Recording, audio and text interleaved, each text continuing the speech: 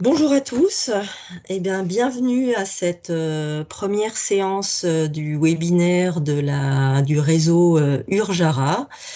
On a l'honneur de présenter ce webinaire. Je me présente, je suis le docteur Stéphanie Fedosda, je travaille à l'hôpital de Chambéry et avec le docteur Jonathan Duchesne, on est tous les deux coordinateurs du réseau Urjara. En coordination du bureau de pédiatrie, on a l'honneur de débuter les webinaires sur le thème de la bronchiolite modérée à grave. On a l'honneur d'accueillir le docteur Guillaume Mortamé, qui est médecin réanimateur pédiatre au CHU d'Alpes-Grenoble, qui va nous faire cette présentation. Il a été l'organisateur du nouveau référentiel de la nouvelle RFE sur la bronchiolite grave. Les recommandations ont été modifiées avec des dernières recommandations de l'HAS en 2019. Ces nouvelles RFE, donc il nous semblait important de refaire une mise au point régionale. Le bureau de pédiatrie est actuellement en cours de rédaction d'une nouvelle procédure qui sera bientôt éditée sur le site internet du réseau Urjara. Dans les semaines qui viennent, vous pourrez accéder au nouveau site internet. Donc, comment va se dérouler ce webinaire? On vous propose une présentation par le docteur Guillaume Mortamé d'une vingtaine de minutes, suivie de questions-réponses de 40 minutes. On vous propose, si vous souhaitez prendre la parole, vous avez un petit bandeau en dessous où vous avez une main, c'est la main levée. Vous pouvez cliquer sur cette main pour demander la parole et poser votre question. Vous avez également la possibilité de poser la question en chat avec l'onglet à côté, le petit logo question, où vous pouvez poser votre question par écrit. Pour que tout le monde ait accès à la parole, on vous demande de ne pas excéder 5 minutes entre votre question et le temps de réponse pour qu'on ait le plus de questions et réponses possibles. Sachez que pour les collègues qui sont absents, ce webinaire sera sur le site internet disponible en replay. Vous aurez les codes d'accès bientôt accessibles. Sachez qu'on va vous envoyer un questionnaire de satisfaction. Merci de nous le renvoyer au site Urjara. Et puis, si vous souhaitez une attestation de présence à ce webinaire, vous pouvez en faire la demande sur l'adresse urge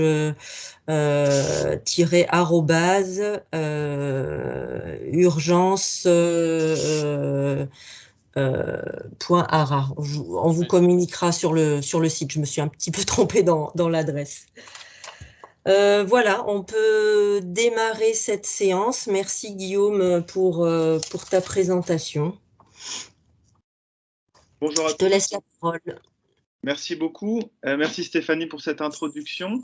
Je suis ravi d'être parmi vous pour pouvoir échanger autour du thème de la bronchiolite modérée à grave à la lumière des recommandations qui ont été éditées dans l'année qui vient et qui devraient sortir en anglais, on va dire, dans les semaines à venir, les jours à venir, et en même temps en français. Alors, ça a circulé aussi déjà la version française il y a quelques semaines, mais les versions officielles devraient suivre sur le site du GFRUP notamment.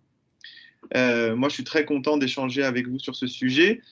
C'est aussi avoir un retour sur une première impression sur ce que représente pour vous qui êtes au chevet des malades au quotidien, surtout en ce moment dans les services, et donc voir si vous aviez des remarques et répondre à vos questions si vous en aviez. Alors, on est en plein dans le pic. Ils sont là, hein, la bronchiolite. Vous m'assurez juste, Stéphanie, que vous voyez bien le diaporama, parce que je suis passé à la deuxième diapo. Alors, moi, je vois la première diapo. Je crois que le défilement ne fonctionne pas toujours très bien. Donc, Voilà, la deuxième diapo est affichée.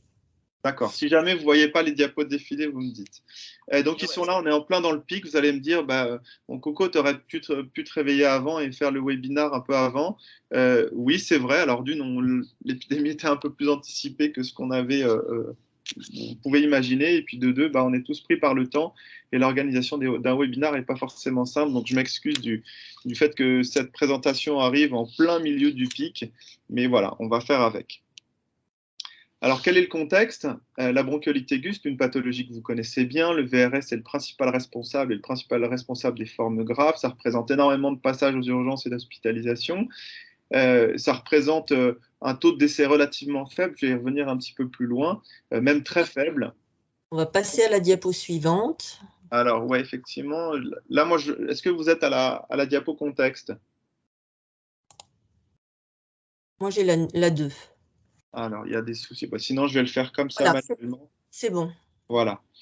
Donc, je disais, c'est très très peu de décès finalement, beaucoup d'hospitalisations, beaucoup de passages aux urgences, mais comparé à d'autres pathologies qu'on a en réanimation, c'est celle qui, heureusement, entraîne le moins de mortalité. Ça représente essentiellement des enfants de moins d'1 an, et plus ils sont petits, plus ils vont avoir des formes graves. Et probablement que dans la bronchiolite aiguë, en fait, il y a plusieurs phénotypes de la maladie. Il y a la bronchiolite des tout petits, des patients anciennement prématurés qui vont faire des apnées. Il y a la bronchiolite des petits, je dirais les moins de 3-6 mois, qui font vraiment des formes crépitantes et pour lesquelles il y a un bénéfice de faire dans les formes graves de la ventilation non invasive. Et puis la forme du plus de 6 mois, je pense qu'elle est intéressante parce que c'est finalement une forme à cheval entre la bronchiolite et une exacerbation d'asthme. C'est d'ailleurs ces patients-là qui vont développer un asthme par la suite, un asthme du nourrisson. Et je ne suis pas sûr qu'on puisse regarder la bronchiolite de l'enfant de 9 mois de la même manière qu'on regarde la bronchiolite de l'enfant de 2 mois. Mais bon, c'est un débat qu'on pourrait avoir. Mais en termes de phénotype de la maladie, il y a probablement plusieurs maladies sous le même nom de bronchiolite aiguë. Alors, sur le plan épidémiologique, vous les connaissez, ces courbes, on les regarde toutes les semaines, on s'affole. Là, on est en plein dans la croissance. Hein. La capture d'écran date déjà depuis une semaine, mais on est en plein dans le pic. Hein. On ne va pas commenter pendant des heures ce pic, on est en plein dedans. Qu'est-ce qu'il faut retenir? Et ça, c'est un des messages un peu en préambule de ce que je vais ensuite discuter avec les recommandations formalisées d'experts, c'est que la bronchiolite est une pathologie qui a un très bon pronostic. Dans cette étude qui a été réalisée par deux équipes, hein, l'équipe canadienne de Sainte-Justine et l'équipe de Bicêtre, où travaillait à l'époque Sandrine Essoury, a comparé deux prises en charge, une qui est dite un peu plus agressive en termes de stratégie diagnostique et thérapeutique, qui est la prise en charge canadienne, et puis une prise en charge qui est beaucoup plus restrictive, avec très peu d'examens, très peu d'intubation, une prise en charge assez mini-invasive, on va dire, la prise en charge qui était à l'époque effectuée dans le centre français. Et en fait, on s'aperçoit que le devenir des patients est exactement le même. Donc le message, c'est que finalement, il n'y a pas besoin d'aller dans une prise en charge diagnostique et thérapeutique très agressive. Ces patients ont un bon outcome, un bon devenir. Malgré tout, quand on est face à une bronchiolite aiguë, un des éléments au moment du diagnostic, ça va être de s'assurer qu'on n'est pas dans le cadre d'un diagnostic différentiel. Alors, les diagnostics différentiels, ça peut être quoi? Ça peut être plein de pathologies respiratoires de l'enfant, mais aussi des cardiopathies, des tout petits, des décompensations respiratoires avec des comorbidités sous-jacentes jusqu'à présent jamais détectées, comme la pathologie neuromusculaire. Et donc, tout atypique, que ce soit sur le plan présentation clinique ou évolution dans les quelques heures qui suivent le diagnostic, doit vous faire remettre en cause la bronchiolite aiguë. Et je vous rappelle qu'à la prise en charge, il faut s'assurer qu'il n'y ait pas de signe d'insuffisance cardiaque notamment, et qu'on est bien dans le cadre d'une bronchiolite aiguë. Je parle d'un diagnostic clinique, hein, la bronchiolite aiguë, c'est bien un diagnostic clinique. Qu'est-ce que j'ai voulu montrer en montrant ce tableau? C'est que la bronchiolite aiguë est principalement une insuffisance respiratoire dite de type 2, à savoir que c'est la pompe respiratoire qui est défaillante. Et finalement, la barrière alvéolo-capillaire, ce n'est pas forcément ça qui est la principale lésion pulmonaire. Et quand la pompe respiratoire est défaillante, eh bien, c'est là que vont intervenir les bénéfices de la ventilation non invasive, et donc des populations qui vont avoir essentiellement une hypercapnie modérée qui va apparaître, et avec un bénéfice de la ventilation non invasive. À l'inverse des insuffisances respiratoires de type 2, il y a les insuffisances respiratoires de type 1 qui sont les insuffisances respiratoires hypoxiques. Alors vous allez me dire, oui, la bronchiolite, elle est aussi hypoxique. C'est vrai, la bronchiolite est finalement peut-être un peu entre les deux, mais c'est majoritairement une défaillance de la pompe respiratoire et la barrière alvéolo-capillaire, et donc l'hypoxie va être relativement modérée chez les patients qui ont une bronchiolite. En gros, concrètement, qu'est-ce que ça va être? Ça va être des patients, les bronchiolites, qui, même avec une forme grave, vont avoir des besoins en oxygène qui sont, on va dire, modérés et qui nécessiteront soit de l'oxygène à bas débit, soit, si c'est un support respiratoire, vont avoir des FiO2 qui ne dépassent que très rarement 50-60% de FiO2. À partir du moment où vous êtes dans le cas d'une insuffisance respiratoire avec des besoins en oxygène qui sont plus importants, 60-70% de FiO2 quand vous êtes en oxygénothérapie au débit par exemple, eh bien il faut remettre en cause ce diagnostic de bronchiolite aiguë et peut-être s'exciter un petit peu plus, s'alarmer un peu plus. Bien que je vous ai dit que, juste avant, que la bronchiolite aiguë avait un très bon pronostic, l'hypercapnie ne tue pas. On peut raisonnablement se détendre un peu quand, même si le patient est hypercapnique, même s'il a des signes de détresse respiratoire importants, globalement, les choses vont bien se passer. À l'inverse, le patient qui est très hypoxique, eh bien, on va se reposer la question du diagnostic et puis c'est celui-là qu'il va falloir peut-être transférer un petit peu plus vite. Alors, tout ça pour vous raconter un peu l'histoire des recommandations formalisées d'experts. On a constitué un groupe de 25 experts francophones, pas que français, mais aussi d'autres pays francophones, répartis sur tout le territoire, des gens qui sont cliniciens avant tout, qui sont au chevet du malade. Et avec ce super groupe, on a pu établir les recommandations formalisées d'experts. On va dire le coordonnateur d'experts, c'était Christophe Milesi, que vous connaissez peut-être, qui travaille à Montpellier. Et moi, j'ai eu la chance d'être organisateur de cette recommandation formalisée d'experts réalisée dans le cadre du GFRU.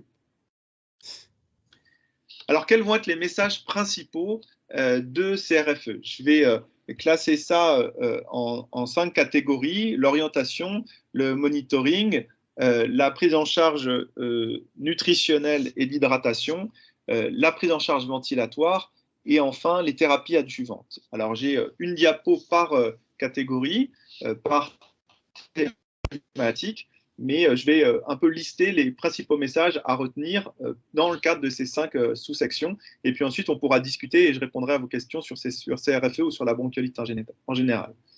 Alors, qu'en est-il de l'orientation? Donc, je vous rappelle aussi que les recommandations formalisées d'experts s'intéressent à une sous-population qui est la bronchiolite grave ou modérée à grave. Les recommandations 2019 de l'HAS sont relativement claires et récentes en ce qui concerne la prise en charge de la bronchiolite tout venant, de la forme légère, modérée. Et finalement, il y a un petit gap puisque la forme grave, on l'aborde sans l'aborder. Et donc, d'où l'idée d'avoir développé CRFE pour spécifiquement s'intéresser à cette forme grave. Quels vont être les critères d'admission en soins critiques? Alors, on n'a pas forcément distingué admission en soins en surveillance continue et admission en réanimation. Voilà, il y a des services qui ont les deux, d'autres qui sont dans des structures où il y a uniquement une unité de soins intensifs. Mais on pourrait discuter en fonction des structures, des critères d'admission. Ils peuvent parfois varier en fonction des compétences locales ou du matériel, etc. À partir du moment où il y a une altération de la vigilance conséquente, une hypotonie importante, c'est un élément qui doit vous faire considérer la bronchiolite comme grave et donc comme potentiellement une indication d'admission en soins critiques. Le fait d'avoir des apnées, alors je considère comme apnées des apnées qui sont cliniquement significatives, c'est-à-dire qui entraînent des désaturations conséquentes, qui nécessitent éventuellement une reprise à l'ambu et a fortiori qui entraînent des bradycardies réflexes. L'apnée qui ne nécessite pas de prise en charge urgente est considérée comme une apnée peu significative ou non significative. Et donc, ce n'est pas parce qu'on a une apnée qu'on va tout de suite se rapprocher d'une réanimation. Et le réanimateur au téléphone, quand vous allez l'appeler, il va vous demander, OK, cette apnée, qu'est-ce qu'elle a entraîné chez le patient? Est-ce qu'elle a entraîné une défaillance vitale potentielle, oui ou non? Et auquel cas, évidemment, on pourra indiquer le transfert en réanimation. Travail respiratoire intense. Alors ça, c'est un élément assez subjectif. Qu'est-ce que c'est que le travail respiratoire intense? À partir du moment où on a une bronchiolite, quelle que soit sa forme, on a une augmentation de son travail respiratoire. Donc c'est normal d'avoir des signes de lutte. Les signes de lutte sont un marqueur de la bronchiolite aiguë, on va dire au moins modéré. C'est en soi pas un seul élément qui doit vous faire orienter le patient vers la réanimation. Et on sait que pour coter le travail respiratoire, on suggère l'utilisation de scores cliniques réalisables au chevet du malade qui vont permettre qu'on parle à peu près tous le même langage et que vous, le patient, vous puissiez l'évaluer avec des critères un petit peu plus objectifs. Alors, les deux principaux scores qu'on utilise dans la région, c'est le score de Wood modifié et le score de Wang. Ça dépend un petit peu de votre pratique, les deux sont très bien, mais globalement, ça vous permettra d'objectiver un peu l'évolution de votre patient et puis de parler le même langage avec les médecins chez qui vous transférez ce malade. Donc, travail respiratoire intense, on va plutôt parler de travail respiratoire intense quand le Wang, par exemple, va être au-delà de 8-9, quand il y a des signes de lutte extrêmement marqués. Mais encore une fois, ce n'est pas le seul élément qui va conditionner le transfert en réanimation. Autre élément, quatrième élément, c'est le fait que le patient soit hypoxique. Si vous avez de l'oxygène standard et que malgré tout le patient a une saturation inférieure à 92%, il va falloir se poser la question de upgrader le mode de support et potentiellement passer à de l'oxygénothérapie au débit, voire de la ventilation non invasive. Et enfin, le cinquième élément, qui ne doit être pris en compte que s'il est disponible, c'est le fait d'avoir des résultats de gaz du sang. Alors, ça a fait beaucoup discuter dans le cadre de ces recommandations formalisées d'experts, et on en a conclu en disant que la réalisation d'un gaz du sang n'était absolument pas systématique pour indiquer ou pour juger de la gravité, ni pour indiquer le transfert en réanimation ou en surveillance continue.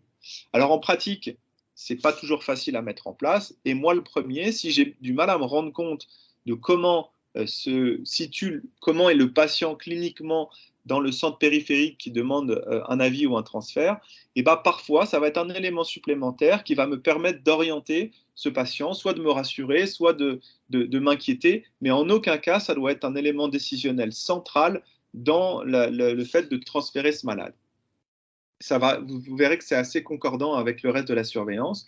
Donc, ce n'est pas du tout obligatoire de faire un gaz du sang, puisque le gaz du sang va être le reflet à un instant T. Vous allez l'embêter, vous venez de l'aspirer, il est en train de pleurer, vous allez lui faire du gaz du sang, le gaz du sang va être pathologique. Si vous le faites dans des contextes qui sont différents, peut-être que 5 minutes plus tard, le gaz du sang sera beaucoup plus rassurant. Donc, prenez des pincettes quand vous interprétez ce gaz du sang, et ce qui va primer, c'est essentiellement les autres critères que je vous ai listés ci-dessus, donc l'état général, la présence d'apnée cliniquement significative, le degré d'hypoxie et éventuellement un peu le travail respiratoire intense.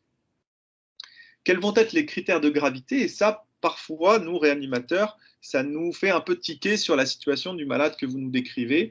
Ça va nous cibler dans une catégorie de population qui va être plus à risque d'évoluer vers une forme grave. Le fait que ça soit un ancien prématuré, le fait qu'on ait un VRS, alors ça ne veut pas encourager à réaliser des screenings virologiques, mais quand on sait que c'est un VRS, on sait que c'est dans la littérature un facteur de risque de forme grave. Donc, s'il est disponible, on peut le prendre en compte. Le fait qu'il y ait des arguments en faveur d'une co-infection bactérienne, ça va nous inquiéter peut-être un petit peu plus, que le patient soit sceptique, qu'on sait qu'il soit très fébrile, altéré sur le plan hémodynamique. Ça doit nous faire considérer une co-infection bactérienne, donc une forme potentiellement un petit peu plus grave.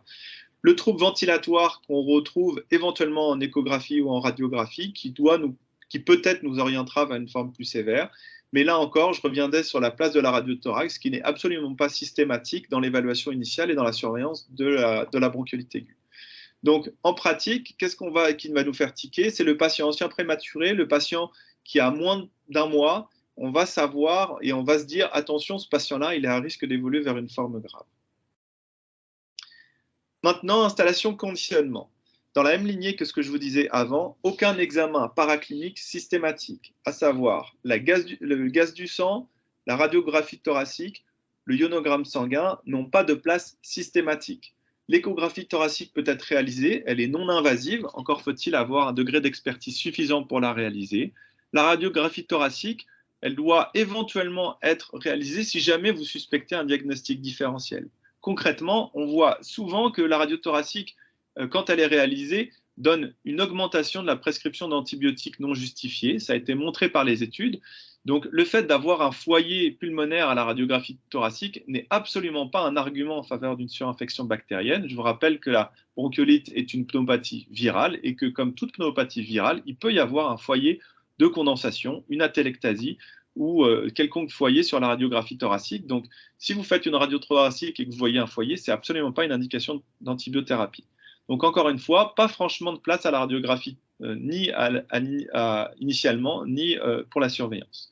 Le ionogramme sanguin, vous allez me dire, bah oui, mais certains ont des formes avec des hyponatrémies par SIADH. C'est vrai, sauf que on va pouvoir indiquer le ionogramme sanguin uniquement quand cliniquement vous suspectez une hyponatrémie. Donc, en pratique, ce sont des patients qui sont en train de convulser ou qui sont dans un état de comateux ou avec des troubles de conscience conséquents, et auquel cas, la prescription d'un ionogramme sanguin sera justifiée. En termes de conditionnement, pas de voie veineuse systématique, quelle que soit la forme, installation en décubitus dorsal en première intention, surveillance clinique avec l'intérêt des scores, et on va regarder un peu la balance hydrique, soit en mesurant le poids quotidien pour voir si on n'est pas en train de surcharger ce malade-là. Pas de voie veineuse systématique sous-entend la réalisation et la mise en place d'une sonde gastrique qu'on va utiliser très précocement pour les alimenter. Et nous, quelle que soit la gravité du malade, en dehors évidemment du malade qu'on va intuber dans les minutes qui viennent parce que pour je ne sais quelle raison, eh bien en fait on les alimente très précocement. Dès qu'ils arrivent en réanimation, ils ont la sonde gastrique, l'alimentation. Donc en soi, les mettre à jeun n'a jamais montré de bénéfices en termes de meilleur travail respiratoire. Si jamais on doit intuber ce malade, déjà ça serait quand même pas de chance parce que comme je vous l'ai dit au tout début, c'est extrêmement rare de devoir intuber des bronchiolites. Et puis de deux, si jamais il fait le malaise quelconque, on aspirera son contenu digestif dans la sonde gastrique. Mais il n'y a aucune raison de ne pas alimenter ces malades. Au contraire, vous allez alimenter ces petits, ils vont moins pleurer, ils vont être beaucoup plus calmes et ils vont beaucoup mieux respirer. À partir du moment où on met en place une alimentation, elle peut être continue ou discontinue. Il n'y a pas d'argument dans la littérature qui permet de choisir l'une ou l'autre des modalités. Et on sait que le lait doit être le lait habituel et pas forcément d'intérêt à l'épaississement. Si jamais, pour je ne sais quelle raison, vous ne souhaitez pas ou vous ne pouvez pas alimenter votre patient, si jamais vous mettez une hydratation intraveineuse, ça sera plutôt un soluté dit balancé ou non. Donc un soluté pas trop hypotonique, hein. Ne mettez pas du G5 avec juste 2 grammes par litre de sel, mettez plutôt un soluté isotonique, éventuellement les solutés dits bionolite, plasmalite, en rajoutant un petit peu de sel pour qu'il soit le moins hypotonique possible. En ce qui concerne le support ventilatoire, eh bien, on privilégie les supports non invasifs. C'est extrêmement rare d'intuber les bronchiolites et dans la plupart des cas, ce sont soit des anciens prématurés, soit des patients qui ont des comorbidités. Soit on remet en cause le diagnostic et c'est parfois comme ça qu'on découvre qu'il y a une cardiopathie congénitale ou une maladie neuromusculaire sous-jacente. L'utilisation du support ventilatoire, elle est finalement supportée par très peu de niveaux de preuve dans la bibliographie et en pratique, on utilise un mode croissant en fonction de la gravité du patient, en commençant par l'oxygénothérapie au débit, 1,5 litre à 2 litres km/min. Puis quand ça passe pas, quand les marqueurs cliniques ne sont pas au vert, eh bien on passe à la CPAP, la PPC, avec une CPAP qu'on doit mettre à plus 7 cm d'eau. Ça a été montré par des travaux physiologiques, plus 6 à plus 7 cm d'eau, qui est encore une fois plus important en termes d'efficacité que l'oxygénothérapie au débit. Et en termes d'interface, on va soit utiliser une interface nasale, soit une interface faciale, dépendamment de ce que vous avez et de l'expertise que vous avez en VNI. Et puis enfin, quand la CPAP ne passe pas, on va éventuellement réaliser, bien que ça soit un peu controversé, l'efficacité de la ventilation non invasive à 2 niveaux de pression, avec soit de la BiPAP, soit de la VSAI, pour apporter un deuxième niveau supplémentaire. Mais à partir du moment où vous mettez en place un deuxième niveau de pression supplémentaire, vous êtes à risque d'asynchronie plus importante qui n'existe pas en revanche en CPAP. Et puis enfin, quand ça ne passe pas, on se pose la question de l'intubation. En ce qui concerne les autres traitements, eh bien, pas de place ni à la sédation systématique. Par contre, favoriser les mesures non médicamenteuses pour détendre les patients et les parents. Donc, présence parentale, calme, idéalement avoir le moins de stimulation possible, regrouper les soins si possible. En ce qui concerne les autres traitements, pas de bêta-2 systématique. Alors, ça peut être réalisé exceptionnellement en test thérapeutique chez des patients relativement grands, hein, je parle plutôt des plus de 6 mois, où parfois, quand la composante asthmatique est plus importante, on arrive à les améliorer sur ce point-là.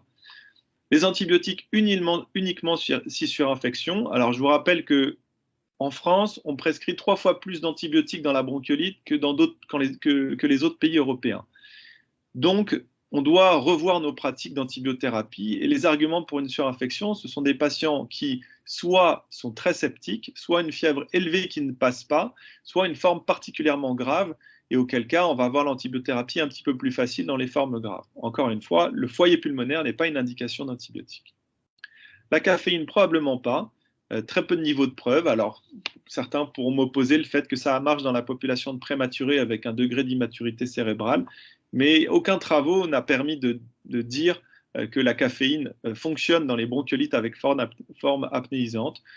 C'est un débat qu'on a eu au sein des experts, parce qu'on peut considérer aussi que la caféine n'est pas très délétère et que malgré tout, on peut quand même le faire, même si ça ne marche pas. Mais ça, cette pratique est tout à fait discutable. Pas de kinésithérapie respiratoire systématique, ça ne veut pas dire pas du tout, ça veut dire pas systématique. On peut envisager dans certaines formes graves des étalectasies que la kinésithérapie respiratoire pourrait avoir un bénéfice. C'est une question, je n'ai pas la réponse, mais sur le plan scientifique, il n'existe pas de preuve en faveur de la kinésithérapie respiratoire. Pas de corticoïdes, pas de SSH nébulisé, pas d'hélium, pas de sulfate de magnésium et pas d'autres médicaments type ribavirine, RNase et antileucotriène. Les revoilà, ils sont tous en VNI, les formes graves. Et pour vous montrer voilà, un petit exemple concret d'un patient qui est hospitalisé chez nous. Alors, je ne sais pas si la vidéo fonctionne. Un patient qui est hospitalisé chez nous, qui a sa CPAP avec une interface faciale, qui a encore des signes de lutte qu'on tolère complètement. C'est absolument pas grave d'avoir des signes de lutte. Ça reste une bronchiolite.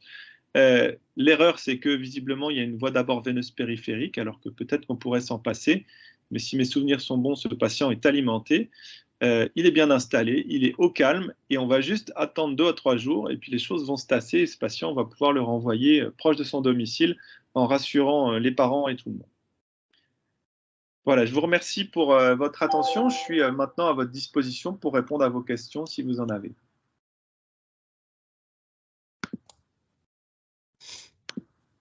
Bien, merci Guillaume pour cette présentation très très claire, pas mal de modifications. En attendant les questions, je voulais juste vous dire qu'il y a 3 procédures actuellement qui existent sur le site sur les réseaux, anciennement Résuval, Réulian et Renault, qu'elles ne sont du coup plus d'actualité puisqu'elles se basaient énormément sur les gaz du sang. Elles mettaient énormément les gaz du sang en avant, alors que tu as bien mis en évidence l'évaluation globale du nourrisson et notamment la place de la clinique en premier plan par rapport au gaz du sang. Donc on est en train de réécrire cette procédure et pour les formes légères à partir des recos HAS et pour les formes graves avec des précisions sur les modes ventilatoires, peut-être des conseils aussi pour les transports de ces nourrissons entre centres périphériques et vos USC REA. Il faudra réfléchir à ce sujet et on espère donner toutes les réponses aux urgentistes et aux pédiatres de la région. Merci en tout cas Guillaume pour ces éléments. Est-ce que donc si vous souhaitez poser une question, je vous propose, comme on l'avait dit, donc d'appuyer sur le petit onglet main levée pour que vous puissiez prendre la parole. Et puis sinon, vous avez le chat où vous pouvez poser une question par écrit. On attend vos réflexions sur ces recommandations et puis vos interrogations. Guillaume est là pour répondre voilà, à toutes vos questions.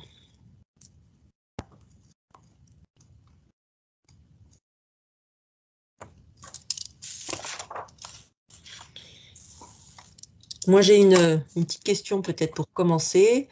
Les urgentistes se posaient la question lorsqu'on organise un transfert des bronchiolites graves vers vos USC REA, si on ne dispose pas de l'humidificateur, de l'oxygénothérapie à haut débit, est-ce qu'on peut mettre en place une CPAP pour le transport?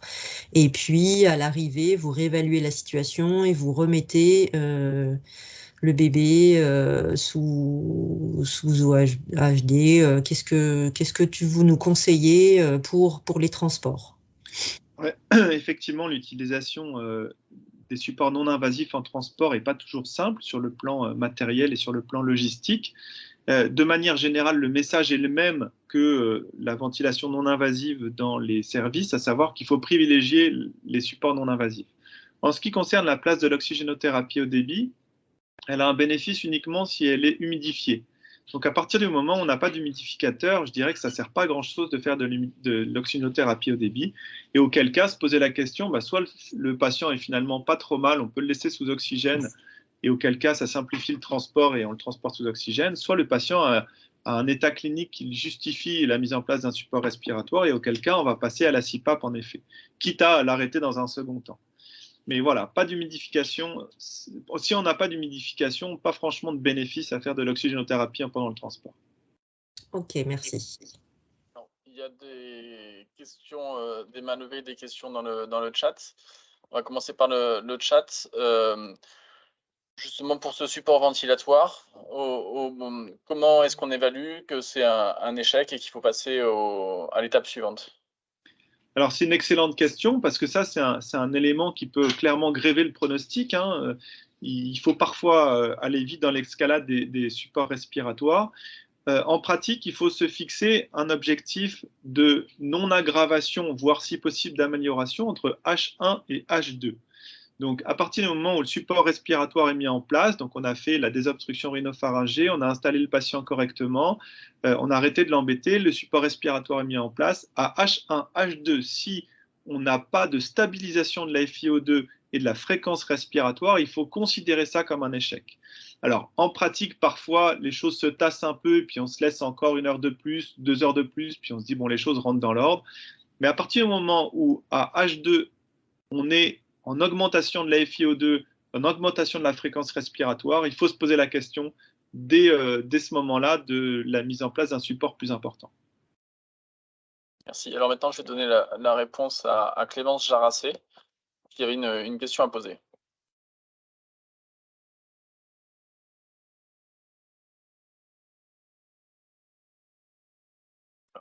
Normalement, il faut ouvrir votre micro.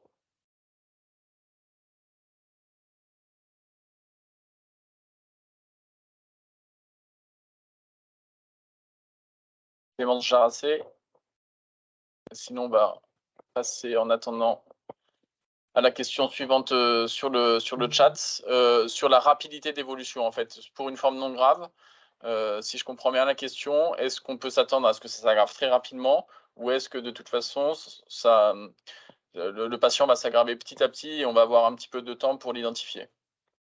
Alors, sous réserve que ça soit une vraie bronchiolite aiguë, qu'on ait éliminé le diagnostic différentiel, dans la plupart du temps, on a quand même du temps. On peut se laisser un peu de temps d'évolution.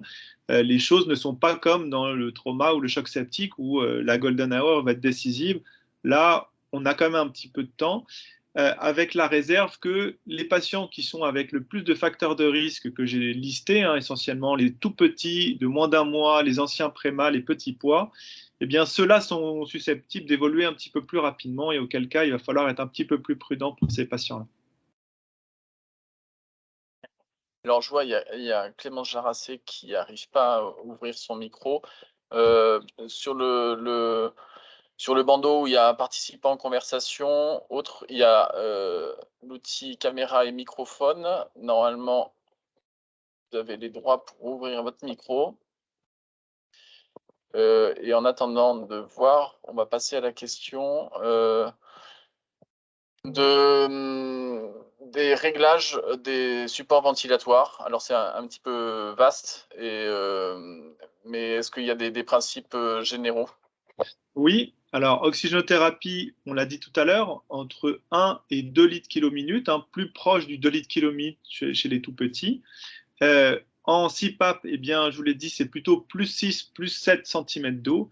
Et à partir du moment où on ajoute un deuxième niveau de pression, il n'y a pas franchement de recommandations sur les réglages, hein, il n'y a pas de vraies études qui permettent de le dire. En pratique, on est à des niveaux de PEP, donc de CPAP, aux alentours de plus 6, plus 7. Et l'aide inspiratoire qu'on ajoute, le delta d'aide inspiratoire qu'on ajoute, se situe entre 4 et 8 pour faire fourchette large.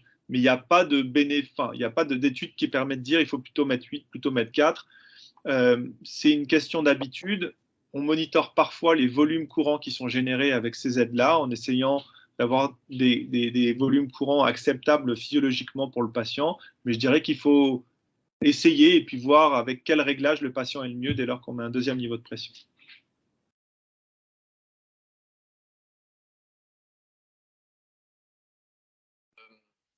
Alors, à nouveau, on va essayer à nouveau que Clémence Jarassé puisse poser sa question. les droits sont ouverts et normalement, mais vous n'y arrivez pas, vous l'avez noté, et il faut cliquer sur le microphone qui est barré de votre côté.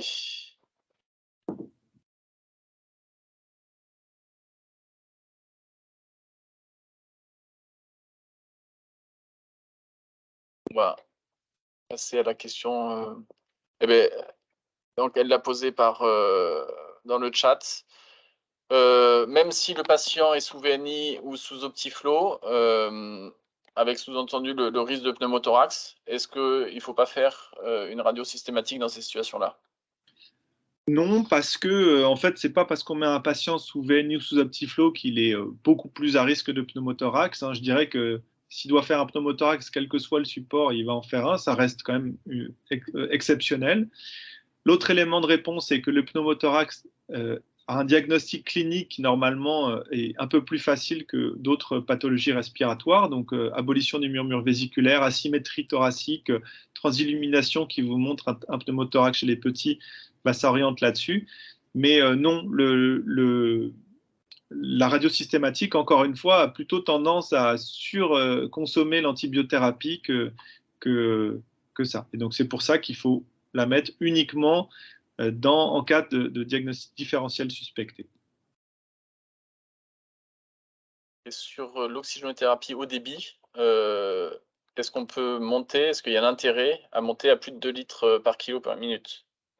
Alors, d'un point de vue physiologique, hein, il y a des études notamment réalisées par l'équipe de Montpellier qui comparent 2 versus 3 litres kilo minute. Il n'y a pas de bénéfice physiologique ni clinique à monter de 2 à 3.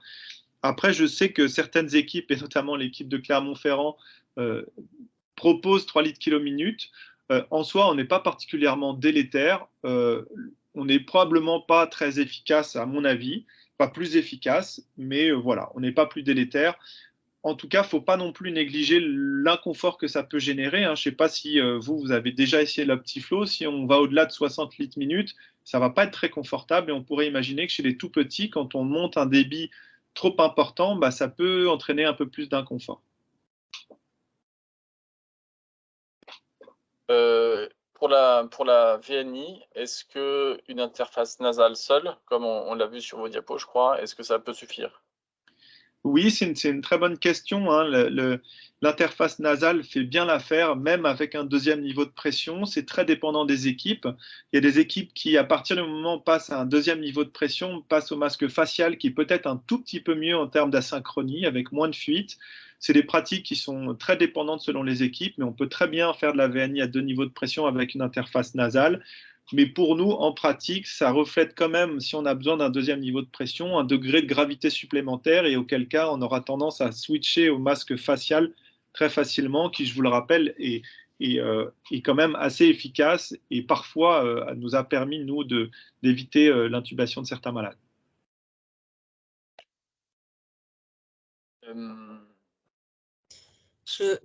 Je me permets, je vois une question. Pour un nourrisson de moins de 6 mois avec une atopie familiale, peut-on tester quand même les bronchodilatateurs?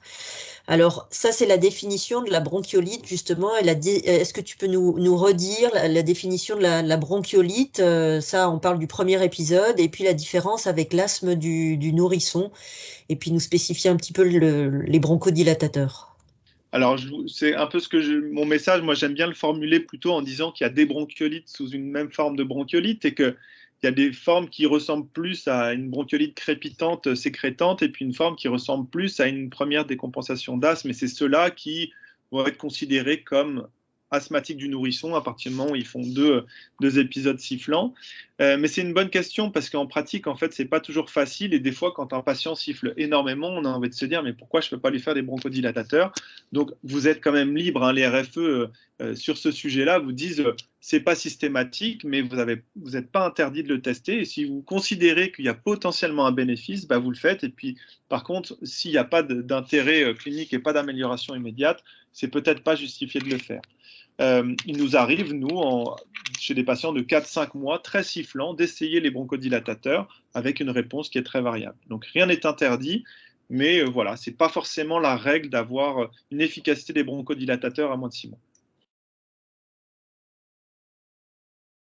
Pour la CPAP, Est-ce qu'on débute d'emblée par 6-7 mm de mercure ou est-ce que, enfin, en pratique, comment on débute?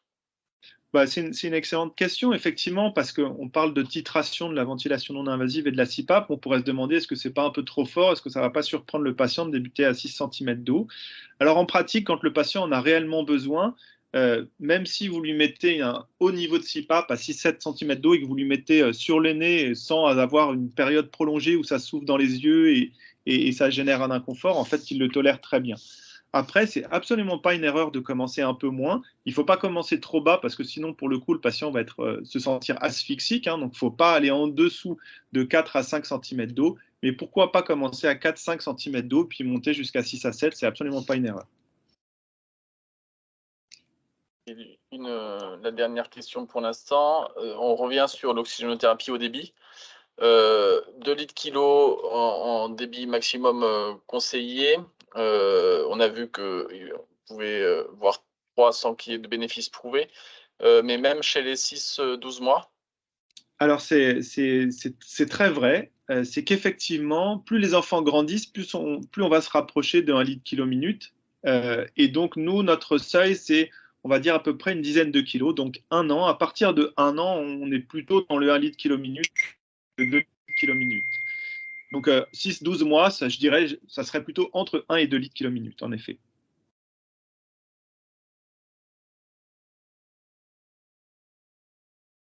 N'hésitez pas à lever la main ou à interagir dans l'espace de conversation.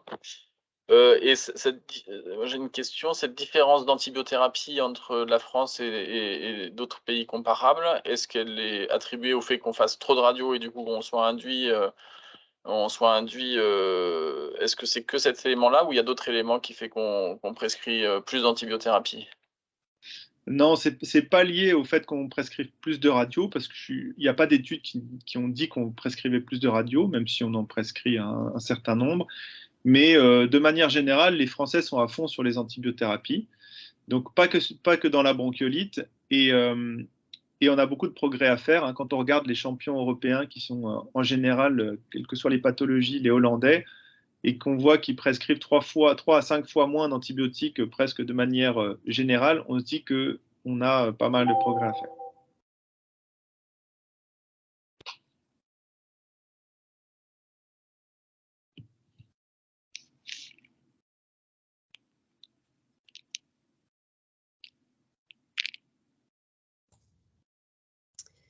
N'hésitez pas à poser toutes les questions. Ça se veut très pratique.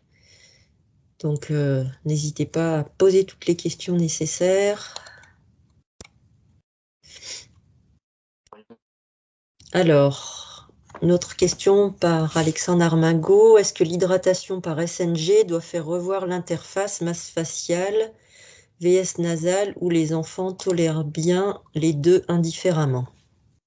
Eh bien, effectivement, on pourrait se poser la question s'il y a un lien entre la présence d'une sonde nasogastrique et l'interface. En réalité, il n'y a pas de lien franc. On peut très bien faire de l'alimentation, de l'hydratation par une sonde gastrique, quelle que soit l'interface de ventilation non invasive, et ça ne va pas conditionner le type d'interface qu'on va utiliser, avec le seul élément qui est que quand on utilise une interface nasale, eh bien, la présence d'une sonde gastrique chez les tout petits va entraîner nécessairement des fuites, mais ces fuites-là, on va les tolérer. On va essayer de les minimiser le plus possible. Hein. Alors, je vous rappelle que ce n'est pas plus on serre, moins il y a de fuites. Hein. Au contraire, parfois, il faut savoir desserrer l'interface pour qu'il y ait le moins de fuites possible. Mais non, il faut juste tolérer cette petite fuite liée à la sonde gastrique. Et de toute façon, à partir du moment où on a un masque facial, il va y avoir aussi une toute petite fuite. Mais ça ne doit pas conditionner le passage à un masque facial. Et indépendamment de la présence d'une sonde, est-ce qu'il y a une meilleure tolérance, on peut dire globalement pour les patients en général, du masque facial ou du masque nasal? Je dirais que ça dépend beaucoup du patient, ça dépend un peu de sa morphologie aussi du visage et puis de la forme de la maladie. Pour les formes relativement modérées, l'interface nasale suffit, un peu de CPAP, le patient va être tout à fait confortable avec ça. À partir du moment où on passe à un masque facial, ça a plus d'intérêt dans les VNI à 2 niveaux de pression, mais voilà, avec peut-être un effet un peu plus claustrophobie pour le patient, même si en soi, ça se passe quand même très bien.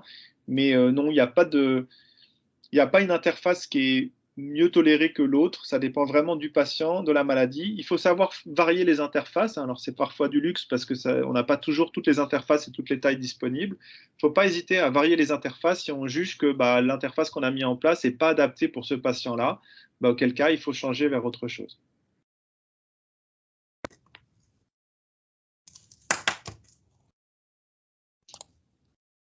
Là, on passe sur le préhospitalier,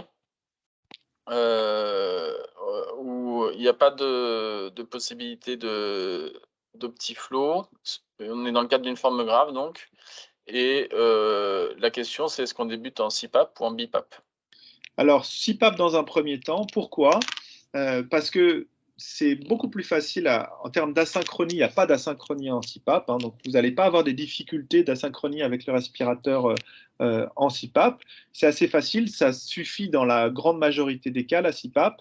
L'autre élément, c'est qu'il n'y a jamais eu d'étude qui permet de comparer CPAP et BIPAP, bien que nous, dans les recommandations, on ait positionné la BIPAP comme troisième ligne après la CPAP. En fait, on n'a pas vraiment de preuve qui dit que la BIPAP est plus efficace que la CPAP. Et puis, on pourra l'utiliser toujours si jamais l'évolution n'est pas satisfaisante en CPAP, et auquel cas, on ajoutera une aide supplémentaire. Et ça me permet d'ajouter un petit point. À partir du moment où on place les patients en BIPAP, donc à 2 niveaux de pression, sachez qu'il y a plus d'air dans l'estomac qui va passer. Donc, à partir du moment où on utilise de la BIPAP, moi, je suggère vivement la mise en place d'une sonde gastrique pour aspirer l'air. Pratique qui peut être complètement différente en CPAP. En CPAP, il y a moins d'air dans l'estomac et ce n'est pas une urgence de positionner une sonde nasogastrique. Alors, oui, pour l'alimentation, mais j'entends par enlever l'air, ce n'est pas forcément aussi utile.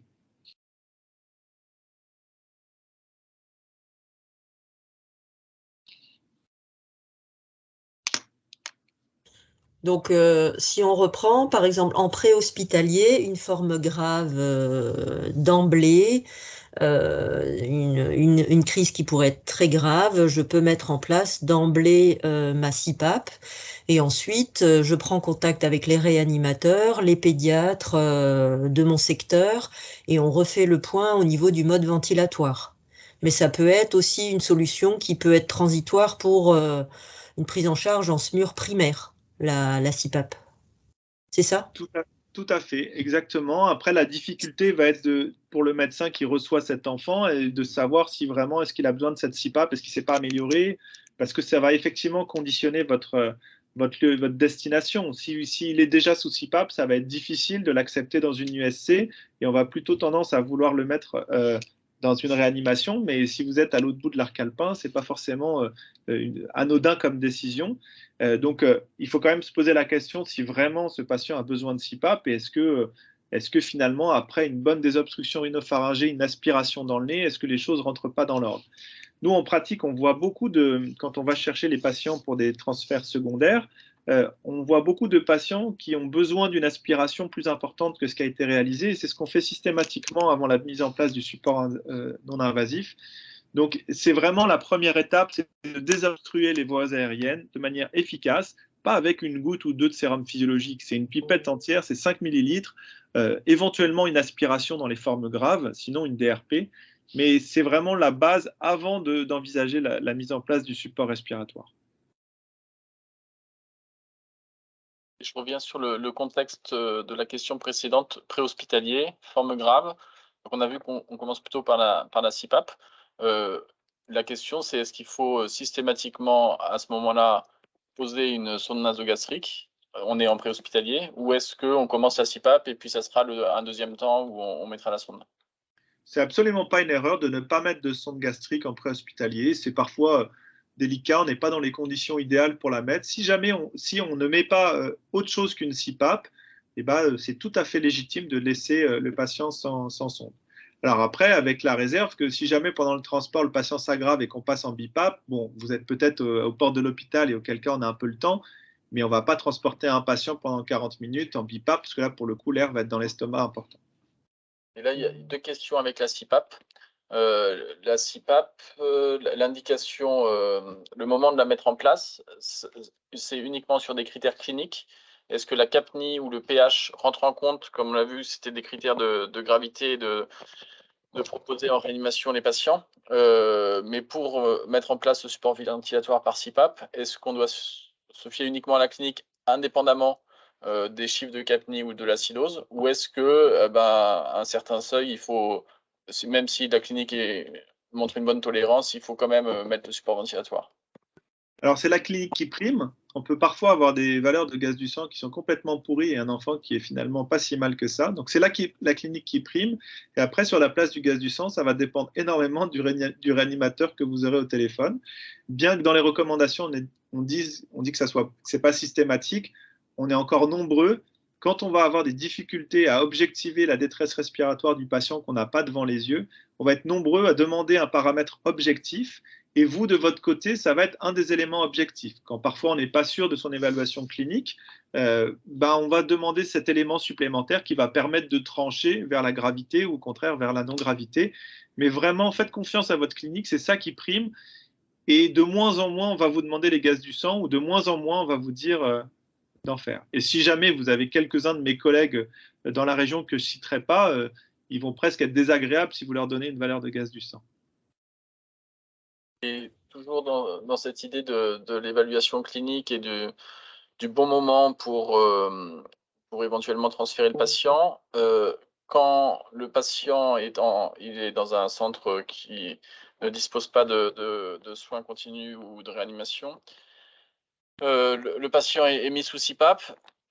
À la décision de la mise sous CPAP, est-ce que c'est le moment où il faut contacter le service de réanimation, où on se donne, comme on l'a vu, 1 à 2 heures d'évaluation de l'efficacité du traitement et quelques moments après pour proposer le patient en fonction de l'évolution? Disons 2 cas de figure. Soit vous êtes dans un hôpital périphérique qui ne dispose pas d'unité de soins continus et en théorie, vous n'êtes pas habilité. Alors, vous le faites, évidemment, il faut le faire, mais vous n'allez pas garder un patient sous CPAP. Donc, c'est un transfert en réanimation, une demande de transfert en réanimation dès la mise en place sous CPAP.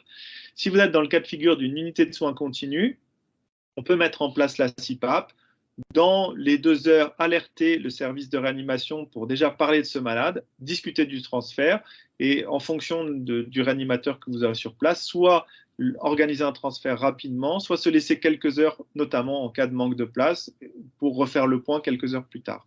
C'est concrètement ce qu'on fait en pratique quand nous, on n'a pas de place et que le centre hospitalier d'Annecy nous appelle pour un patient qui ne va pas bien, on dit mettez en CPAP, et puis là tout de suite on n'a pas de place, gardez-le un peu, et puis on refait le point et vous nous rappelez en cas de dégradation. C'est en pratique ce qui se fait. D'accord. Et dans le cadre des prises en charge SMUR, si le SMUR dispose d'une oxygénothérapie haut débit avec un humidificateur, est-ce qu'on commence plutôt par ce moyen-là, ou est-ce que la CPAP, c'est la bonne solution dans ces situations préhospitalières ou extra-hospitalières? C'est difficile de répondre à cette question parce que ça va dépendre réellement de la gravité du malade. Et on s'entend, en préhospitalier, ce n'est pas toujours facile finalement d'évaluer la gravité du malade. Donc c'est difficile à dire. Vous allez gagner avec l'OHD en termes de confort. C'est facile à mettre en place. Le patient n'a pas de grosses machines qui lui soufflent dans le nez et tout ça. Donc vous allez gagner en termes de confort, mais vous allez peut-être perdre en termes d'efficacité, puisque le HD arrive à des niveaux de CPAP équivalents aux alentours de 3 à 4 cm d'eau. Donc on est moins performant que la CPAP. Donc je dirais ça si on a une forme modérée, qui est finalement pas si mal après aspiration, qui s'améliore. Si vraiment on est dans une forme très intense, là il faut commencer avec la CPAP d'emblée. Et justement, du coup, ça fait bien le lien avec la question suivante. C'est quand on a des difficultés pour évaluer l'état clinique du patient, la gravité, est-ce que il y a des possibilités de vous en faire part en faisant une visio? Disons que ça serait notre rêve, qu'il y ait de la télémédecine facile aussi bien pour le préhospitalier que pour les interhospitaliers. Ça serait d'une qualité, ça permettrait d'augmenter la qualité de nos prises en charge de manière indéniable, sans aucun doute. Moi, je suis tout à fait ouvert à ce qu'on s'appelle avec FaceTime, puisque finalement, c'est très simple d'utiliser FaceTime. Et pour développer des outils de télémédecine, il faut faire des dossiers pendant 10 ans et puis peut-être avoir une autorisation. Mais non, je trouve que c'est une excellente idée de fonctionner par vidéo et on devrait le faire davantage. Il nous reste 2 minutes, si jamais c'est le moment.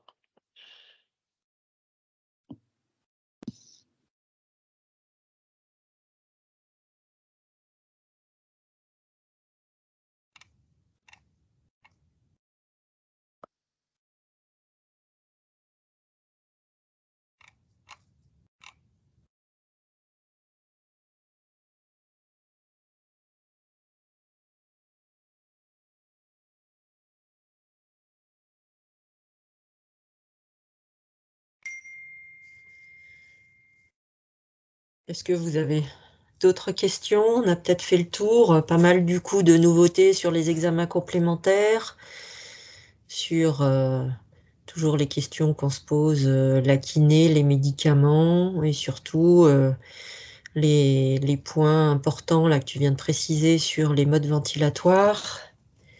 Ça nous permet vraiment d'éclaircir la situation. Et puis, je crois qu'il ne faut pas hésiter à vous contacter, en tout cas, et en SMUR et en service de pédiatrie, pour discuter, parce que l'évaluation, voilà, c'est pas seulement les gaz du sang. Les gaz du sang, c'est comme tu le disais, à l'instant T, ça dépend des conditions dans lesquelles sont faits les gaz du sang. Donc, c'est toute une évaluation clinique du petit, tout un ensemble d'éléments qu'il faut prendre en compte pour organiser le transfert et pas hésiter à prendre contact avec vous pour discuter de chaque situation clinique. Dernière question, le pic épidémique finit à peu près quand? Ça dépend si on a une vision optimiste ou pas, quoi. Si on est optimiste, on se dit qu'on est au pic épidémique.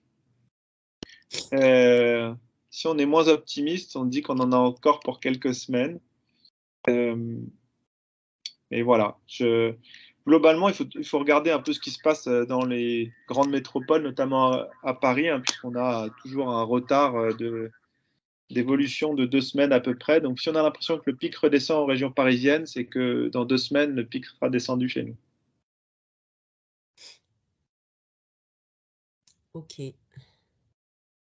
Eh ben, on va peut-être s'arrêter là. Merci en tout cas pour toutes ces précisions. Donc, on vous invite à lire les recos HAS. On essaye de travailler pour faire une procédure régionale avec voilà, toutes ces précisions. Ce webinaire va être mis en ligne en replay sur le site Urjara. On communiquera rapidement à ce sujet. On vous enverra un questionnaire de satisfaction. N'hésitez pas à nous faire remonter toutes vos remarques et on espère qu'on va continuer sur ce mode de communication interactive et très pratique et de terrain. Merci Guillaume pour tout le travail que tu fais au sein du Baby Renault et puis maintenant du réseau Urjara.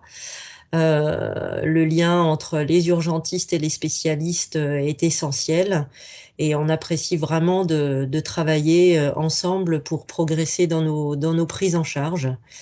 Merci à vous tous pour votre participation. On espère continuer sur ce mode de communication, mais aussi on va organiser des journées de formation et puis des procédures qu'on va mettre en place.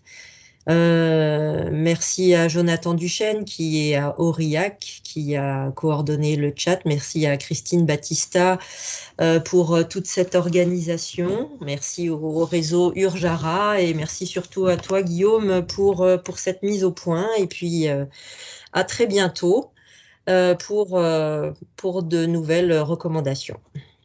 Et merci à toi Stéphanie. Bonne fin de journée à tous. À bientôt. À bientôt. Au revoir.